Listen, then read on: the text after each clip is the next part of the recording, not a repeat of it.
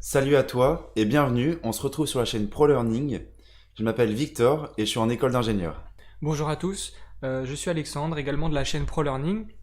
Donc je suis en école d'ingénieur avec Victor et je suis aussi en double diplôme avec une école de commerce. Donc du coup on va commencer par vous présenter le concept de la chaîne.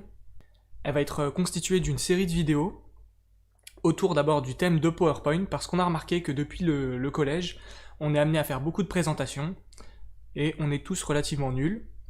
Donc voilà, et on s'est toujours démarqué de par la qualité de nos présentations, notamment là en post-bac, où on est amené à faire énormément de présentations au quotidien. Donc du coup, on va essayer de mettre un petit peu les choses en scène pour que ce soit plus ludique à regarder. Et donc on va essayer de lancer donc une série de vidéos assez courtes, donc commençant par reprendre les bases de PowerPoint, avec une difficulté croissante, donc pour être amené à faire vraiment des présentations très professionnelles, et qui permettent de vraiment marquer les esprits. C'est parti.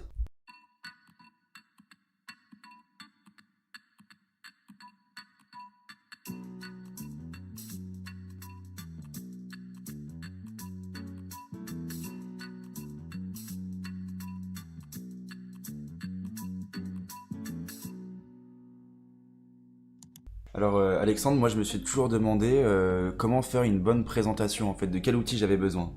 Alors pour faire de bonnes présentations, moi je te conseille d'utiliser PowerPoint, c'est ce qui est utilisé par la majorité des personnes.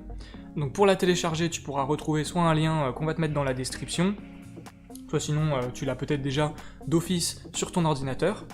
Donc maintenant je vais te parler en fait quel est l'intérêt et vraiment à quoi sert PowerPoint. Donc en fait l'importance de PowerPoint, alors tout d'abord déjà c'est un support de présentation qui sert vraiment à tout le monde. Il est indispensable, tu ne verras aucune présentation dépourvue de slides et de support informatique. Ensuite le PowerPoint il va vraiment servir à défendre une idée, donc tu dois vraiment t'appuyer dessus et l'utiliser en tant que tel. Et ensuite bien sûr il faut que tu arrives à convaincre ton auditoire, donc pour ça il va falloir que ce que tu dises soit pertinent. Et c'est pas trop dur à utiliser? Bah alors non, du coup c'est pas très difficile. Donc ce qu'on va faire, c'est qu'on va commencer par un petit tutoriel, donc vraiment où on va reprendre les bases de PowerPoint. Alors Alexandre, là je viens de télécharger PowerPoint, j'arrive sur cet écran.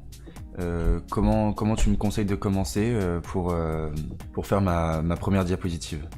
Ok, alors une fois que tu es arrivé ici, donc c'est la diapositive par défaut que PowerPoint va te lancer. Donc il te propose d'ajouter un titre et un sous-titre. Donc en fait, ce que tu peux gérer ici, c'est donc le format de la diapositive. Donc ici en fait, on va voir que tu peux ajouter différents types de diapositives, donc un titre avec du contenu, un titre seul, avec une légende. Voilà, il y a vraiment beaucoup de types différents de diapositives. Et si je veux ajouter du contenu, mettre un titre, du texte, je fais comment? Alors, par exemple là, si tu veux mettre un titre, donc on va par exemple écrire ton premier titre.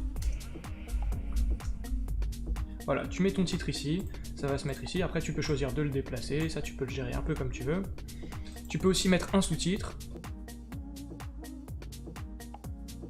Donc si tu veux par exemple créer une deuxième diapositive ici, donc tu peux mettre un deuxième titre. Et donc ajouter ton contenu sur le reste de la diapo. Ok, si je veux faire autre chose que des titres, ou même modifier la couleur, comment je fais? Ok, alors, si par exemple tu veux modifier la couleur, donc tu prends juste ici, là tu peux modifier la couleur de ton texte. Ensuite ici tu peux augmenter plutôt la taille de ta police, la réduire, la mettre en gras, en italique, bon voilà. Toutes les fonctionnalités ici on peut les découvrir assez rapidement tout seul. Tu peux choisir de le centrer, ce qui se fait généralement pour un titre. Et du coup voilà, là c'est vraiment les fonctionnalités de base concernant la police. Et du coup, si j'ai envie de faire des trucs un peu cool et d'organiser mon diapo, je fais comment? Ok, alors pour organiser en fait, pour surtout organiser les idées que tu veux présenter, moi je te conseille d'utiliser les puces. Donc c'est ce qui fait généralement dans toutes les présentations assez pro. Donc en fait on n'écrit pas de texte sur une diapositive PowerPoint. Donc tu vas utiliser les puces, donc là elles se mettent automatiquement dans le cas de cette diapositive. Et donc tu vas écrire ta première idée par exemple. Donc première idée. Voilà. Si après tu veux écrire une deuxième idée, pareil, deuxième idée, et ainsi de suite. Donc voilà, ça va te l'écrire sous forme de puce. Une fois que tu as ça, tu peux commencer à organiser tes idées. Et maintenant, si j'ai envie de créer une sorte de template, un thème, comment je fais? Ok, alors maintenant on va aborder donc la gestion du thème et des couleurs. Donc en fait, tu cliques ici donc sur création. Sur création, ici à gauche, en fait, tu vas trouver donc des thèmes préfaits. Donc c'est PowerPoint qui le propose. Donc voilà, tu en as vraiment pour tous les goûts. Il y en a vraiment beaucoup. Alors, tu peux par exemple utiliser, bon, là par défaut il va être blanc. Tu peux aussi par exemple le mettre en noir. Après voilà, ça dépend vraiment du thème de ta présentation, mais tu peux utiliser toute forme de thème préfet qui va s'appliquer à toutes les diapos ou à celles que tu as sélectionnées.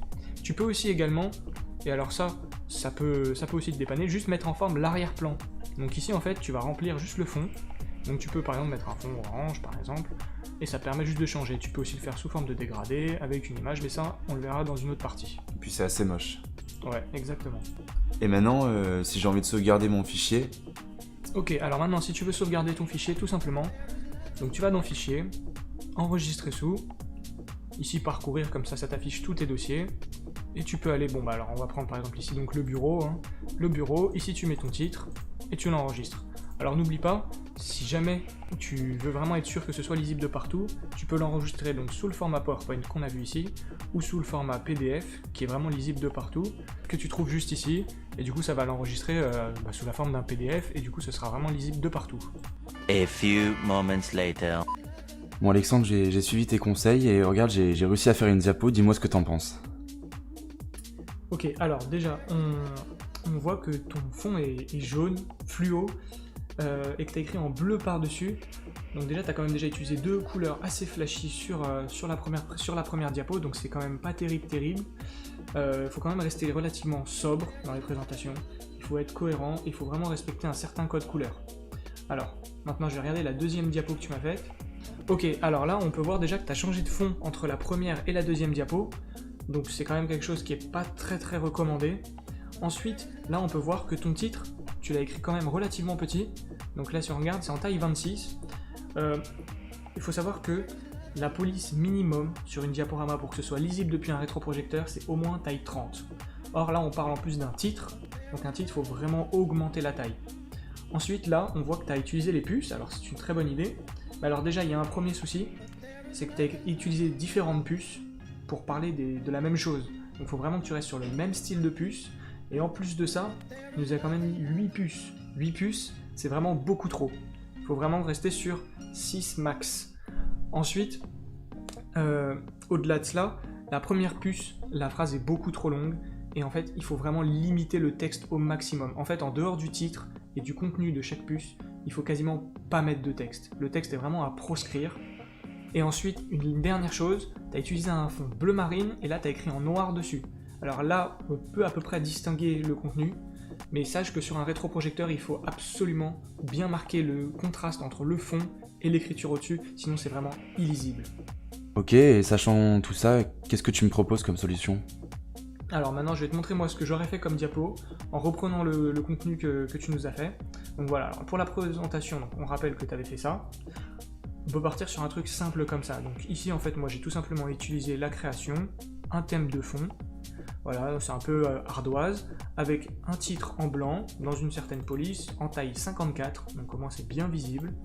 Et ensuite, pour reprendre celle-ci, alors, j'ai choisi de centrer le titre, l'écrire en police 44, assez grand, toujours le même fond, assez simple, et de replacer tes idées. Donc j'en ai sélectionné que 4. Il va falloir que tu sois plus concis dans tes idées et que tu les regroupes.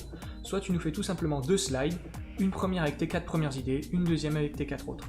Voilà, il faut vraiment que tu choisisses entre les deux, il n'y a pas de meilleure solution. Ensuite, voilà, on voit bien que j'ai écrit en blanc sur le fond noir, donc c'est quand même bien lisible de loin. Bon bah voilà, c'est à peu près tout ce que j'avais à dire sur ta présentation. Donc maintenant, j'espère que tu as bien compris. Alexandre, je vais avoir besoin de toi une nouvelle fois. On m'a demandé de réaliser une présentation et du coup un PowerPoint, et je vais avoir besoin encore de conseils de ta part pour connaître les règles à respecter, comment bien structurer mon diaporama, peut-être insérer des images, gérer les transitions pour que ça soit clean. Ok, bah écoute, y a pas de souci. Ce qu'on va faire, c'est qu'on va se retrouver dans un prochain tutoriel et on va vraiment voir comment faire un diaporama d'une manière bien plus professionnelle. Donc aujourd'hui, on a vu les bases. Là, on va commencer à avoir des fonctionnalités un peu plus avancées. Donc maintenant, on peut se dire à une prochaine fois dans une nouvelle vidéo.